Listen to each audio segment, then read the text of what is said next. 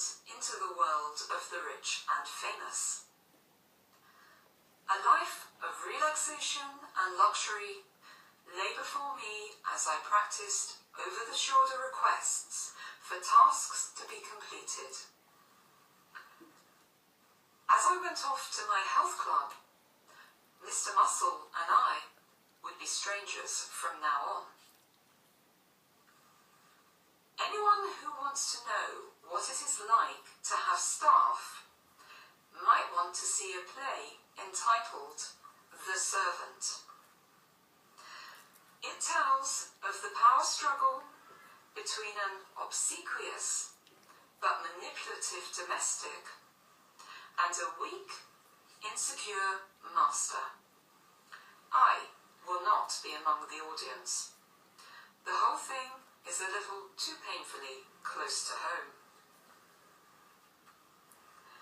From the very start, my relationship with my cleaner did not work out quite as I had planned.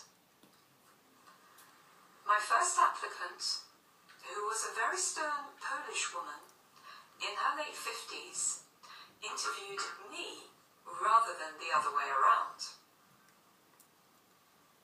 In the end, after some consideration, she declared that yes, she would be happy to clean for me. She ran her finger theatrically over a radiator and grimaced at her blackened digit, then announced what she would charge me and demanded her own key and told me when she would visit to start cleaning.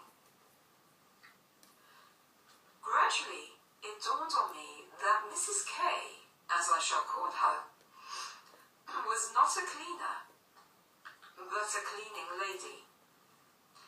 And she was fully aware that people like herself were rare and could pick and choose just who they would work for. My next challenge came with the choice of cleaning materials.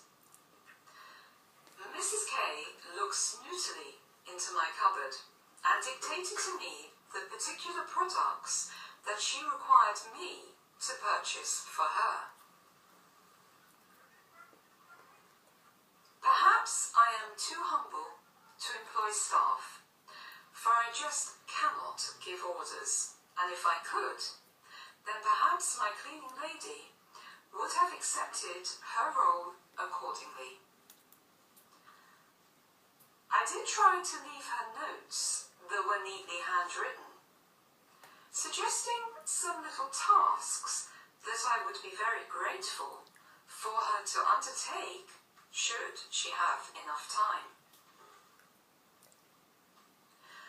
Needless to say, they were treated with haughty disdain and left untouched on the table. I spent hours drafting them with opening sentences such as, "If you don't mind, I just wondered if, perhaps if there's time." Eventually, I just gave up. As a freelance journalist, I normally work from home. However, I felt that I simply couldn't be there when she was in residence.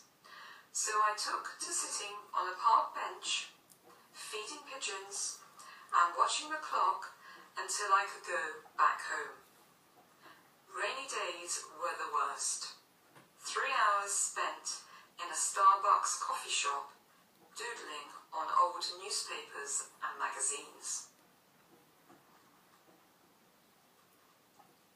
My fear of her critical eye became so great, so that I began to prepare the flat for her arrival.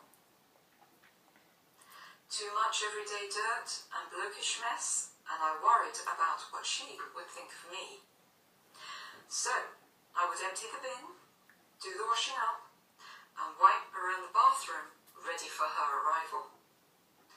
I was embarrassed at the thought of a woman with never a hair out of place, cleaning my dirty bath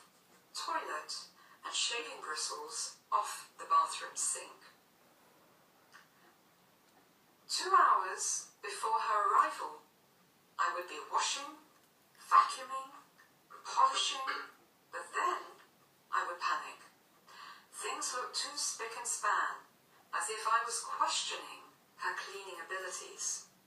So, I would casually dirty them again, and leave the old cup and pan in the sink, smear toothpaste on the bathroom taps, and spill a dash of gravy over the cooker.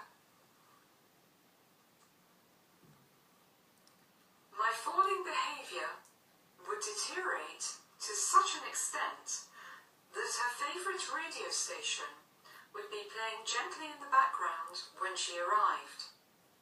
The heating turned up, and her chosen brand of coffee and biscuits displayed for her. Eventually, despite all my efforts, I proved to be an unsatisfactory employer, and I was sacked by Mrs. K. I didn't dare ask her for a reference.